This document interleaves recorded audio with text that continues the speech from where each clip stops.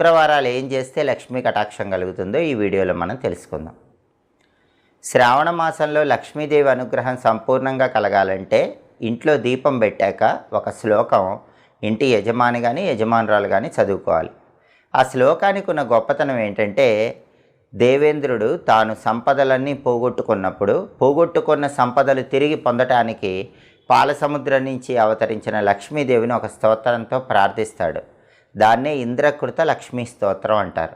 ఆ ఇంద్రకృత లక్ష్మీ స్తోత్రంలో ఉన్న ఒక అద్భుతమైన శ్లోకం శ్రావణ మాసంలో రోజు ఇంట్లో దీపం పెట్టాక యజమాని కానీ యజమానురాలు కానీ చదువుకుంటే లక్ష్మీదేవి శాశ్వతంగా అనుగ్రహిస్తుందని పద్మపురాణంలో చెప్పారు. ఆ శ్లోకం ఏంటంటే, నమస్తే సర్వలోకానాం జననీం అబ్జ సంభవాం శ్రియమున్నిద పద్మాక్షీం విష్ణువక్ష స్థలస్థితాం. ఇది శ్లోకం.